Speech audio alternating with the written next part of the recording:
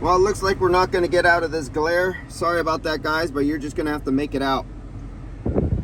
So I have the idle boosted right now, as you can see on the throttle, and we are at, what am I, just over 1,000, just over 1,200 or so. And I've been like this for the last 10 minutes, and as you can see, I've been recording for 4 minutes. Right here you can see the 4-minute mark. So I got it pretty steady. You're looking at temperatures, and right here, this is the dash right there. I got another field piece instead of inside the glove box, because this is on recycle right now. I didn't want recycle, I want to put this thing under a load. So what I did was I put the other field piece is in an opening out there, stuck from outside underneath the plastic crowd where the air comes in. Then I have it shoved in all the way to here where the door for fresh air and recycle air open up that you can see from outside. So I want to know, what is the temperature of the air going into the evaporator when I hit recycle? So you see we're at 1,200 RPMs. We're steady, and the temperature of my air sitting right now is just over 100 degrees, 102 degrees.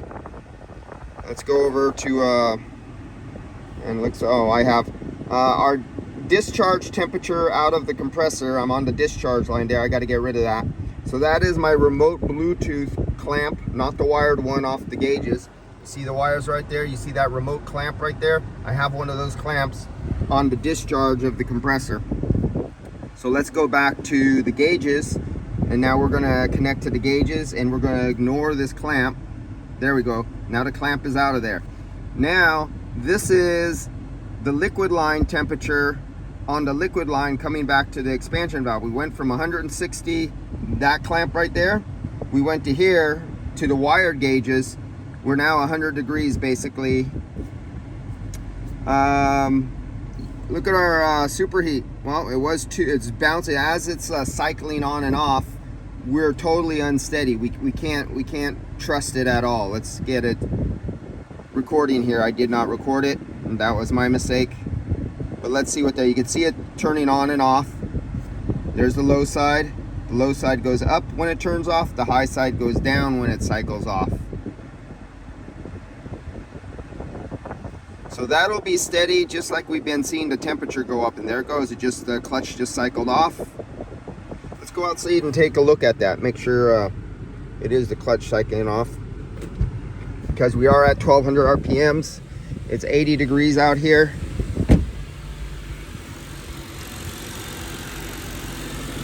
Out here, oh, actually it's 75. It's cooler than I thought. The breeze is kicking up from the ocean.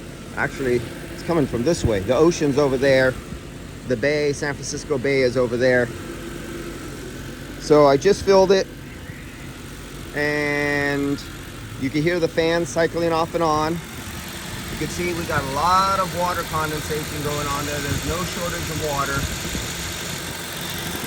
And let's see if we can see the clutch face.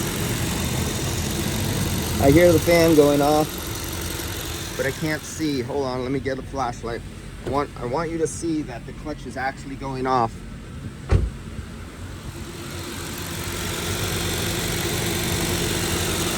Hey, can you see the clutch spinning down there?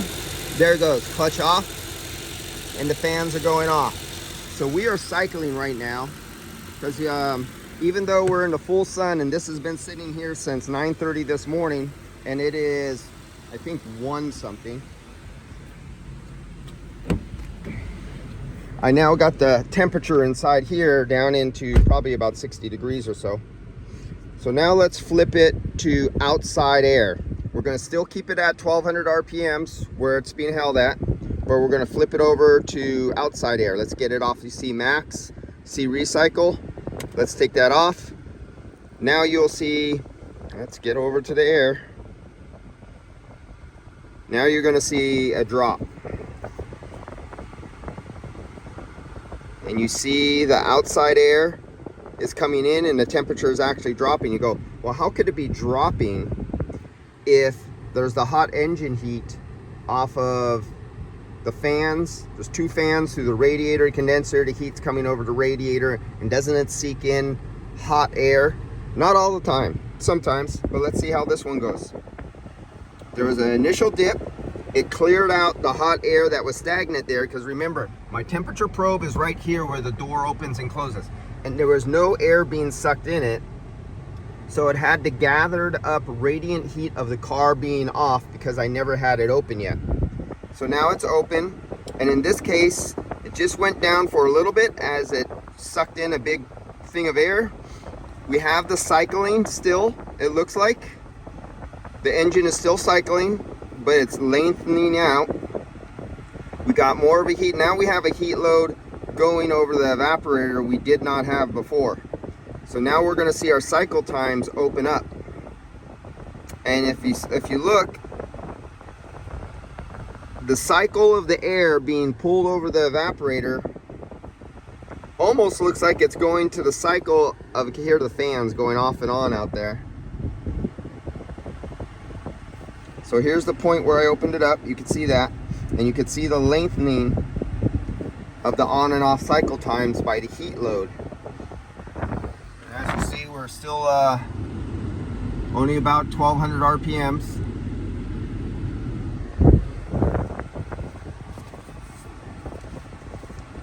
Now let's go look back at our pressure, temperature, superheat, subcooling. It's not cycling enough, but it's still not stable because it's going off and on, off and on. So our superheat and subcooling will also go all over the place. Let's go back here. You can see the length has opened up a little bit because I put a load, but it's only 75 degrees outside, and the air coming in is only 108 coming into the evaporator. Unless it's not working correctly, which we'll take a visual on that and we'll look at it. Let's go back, right, superheat, see, superheat and subcooling are all over the place. If it's not steady, you can't read it, and whatever you're reading is wrong. There's no way for you to get a steady superheat by it jumping up and down. So we need more load under this thing. How can I get more? Oh, I'll open the doors and windows. Okay, so let's open up the doors. It's just too cold outside. It's only 75 degrees. So, and I'll have to take the idle down. Our suction line temperature is 36 degrees. See where I'm connected right there? Even with the radiant heat coming from the catalytic converter and the exhaust manifold, I'm still reading down to 36 degrees when it's at the end of its cycle before the cycle clutch comes out. So I know it's a few degrees colder than even 36 degrees because the heat, the radiant heat, is heating up that yellow plastic, and that's physically attached to the sensor, which will throw your temperature up a little bit and give you a not such a true reading.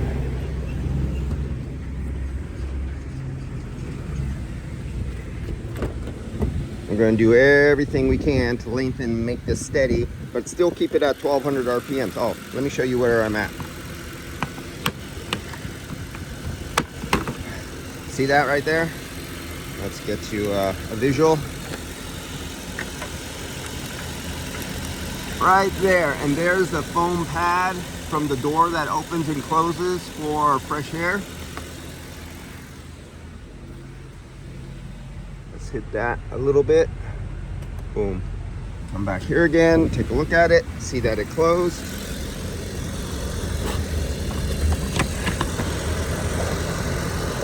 I don't know if you can see that it's closed right now. Not if I can't get you a good, there. You see where the tip is actually touching the foam right now? That's because it's closed and it's on recycle. Now it's cycling faster. So let's open this back up. There you go. Now that door is going to open back up, and let me get you from being busy. Oh, wait a minute. Hey, how did we not open up? What the hell? I know there's some opening, some movement, but I don't see it moving. Oh, I feel it. See how far my arm could go down? I could literally feel, okay, so this one doesn't open at the top. I thought it was opening at the top. This one stays steady at the top and the bottom moves. So it swivels like this. It doesn't swivel like this. So it's open at the bottom. So I could physically feel the top of the filter. So when I stuck my fingers down there, I got my fingers down there and I can actually touch the filter.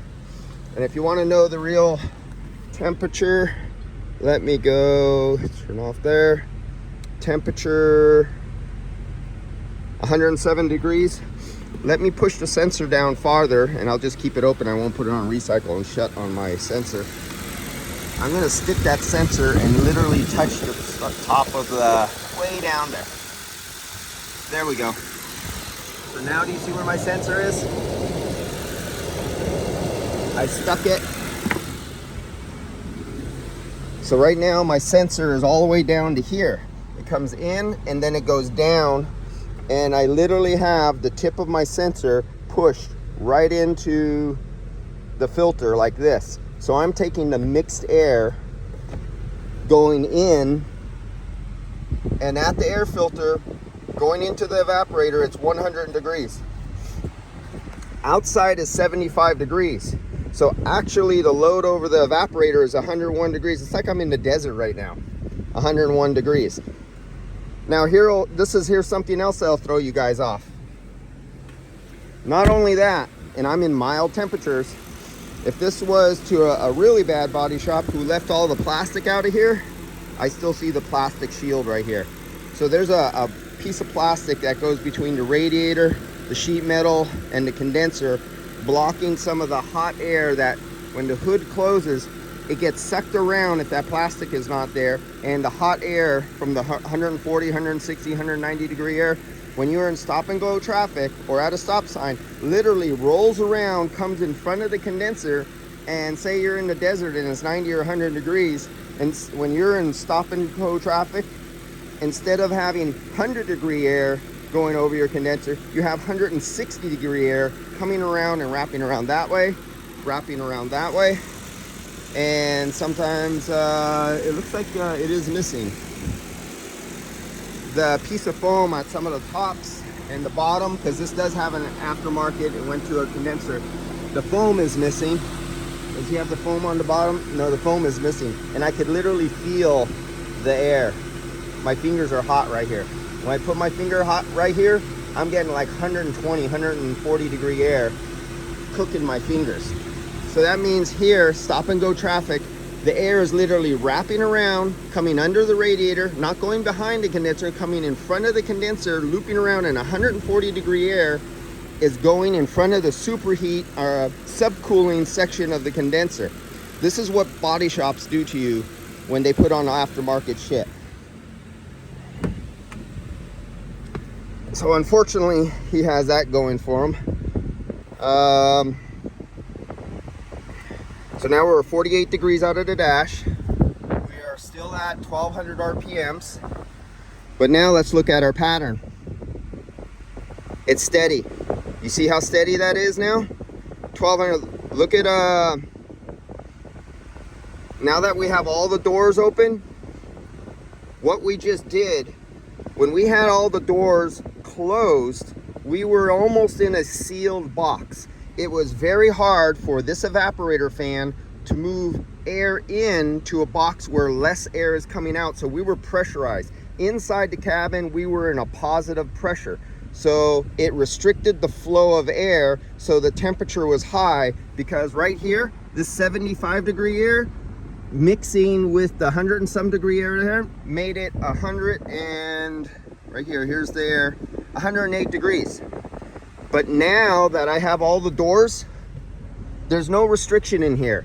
The air, as fast as it's coming through the dash, through the evaporator, and out here is going out the windows, and it could come in faster now because there's no back pressure restricting the volume possibility of the fan. What the fan is rated for, with no load on it, no static other than the static pressure resistance of the ducts and these vents, it's capable of flowing more CFM, more cubic feet per minute. So the temperature dropped. So we're 102, we'll get down to 102, 101. We're swinging around there because we increased the CFM by opening up all the doors and windows. We're at 48 degrees. Now we're going to see a steady, and I think our tool is timed out. Save the battery. You can turn that feature off, but I often leave my batteries on so long I I kill my batteries all the time because I always forget to turn my, when I kill the feature for self-preservation of the batteries, I kill that feature. Oh, and another thing, I don't know if you've seen it from the beginning of this video. The low side pressure was 18 PSI. That was with the doors closed on recycle. And someone would say, oh, that restriction, there's a restriction in the expansion valve. It's going down to 18 PSI. And look at, you have 101 degrees going over to the evaporator.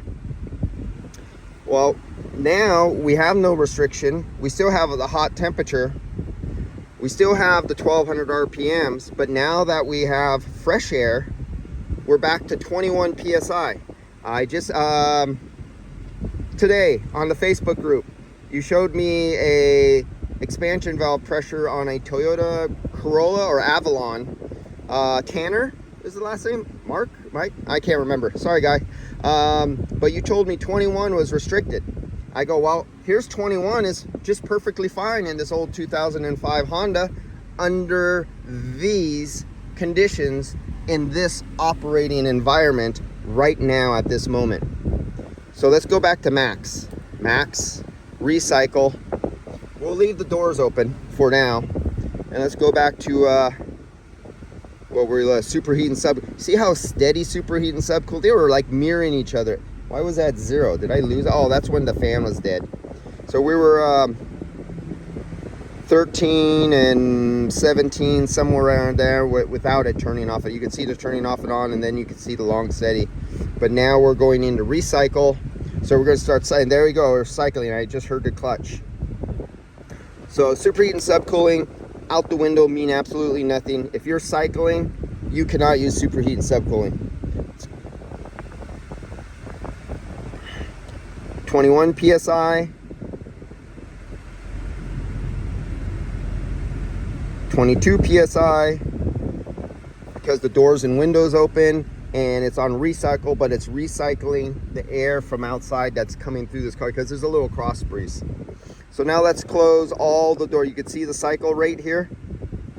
You can see it starting to cycle. We have it on recycle. Oh, we're not on full recycle because remember I stuck my long probe down inside here. So that means the door's not, it's crack. There's a crack.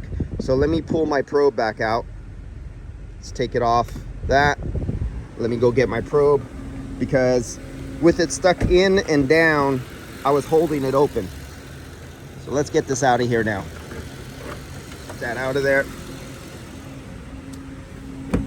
It's useless up there while it's in recycle mode. Let's get it back in here where the recycle is. And let's close all the doors.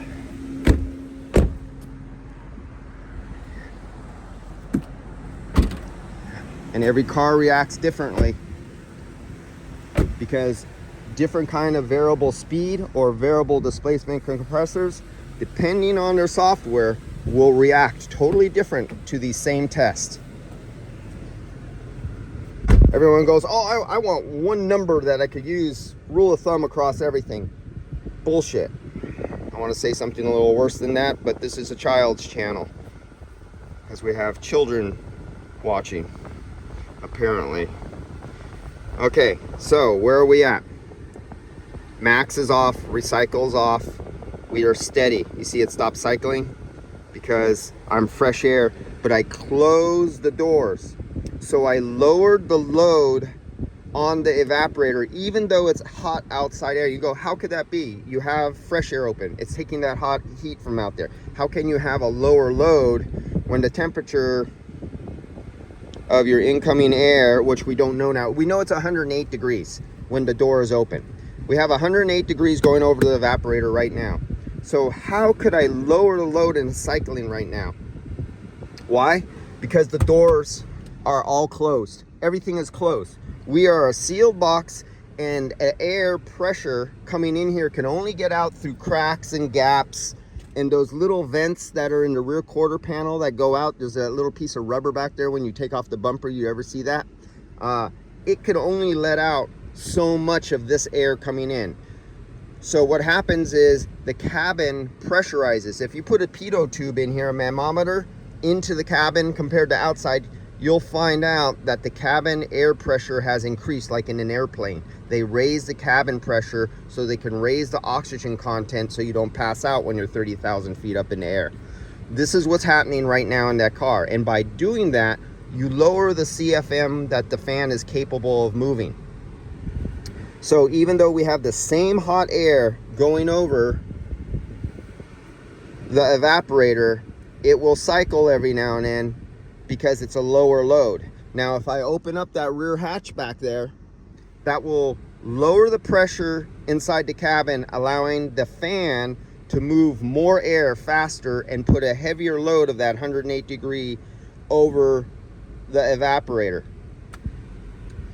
All right, I think I got to get going. I just noticed I'm like 20 minutes into this video and I got work to do. It's 1:11 p.m. and I'll see you guys later. This is putting me behind. See ya. Adios.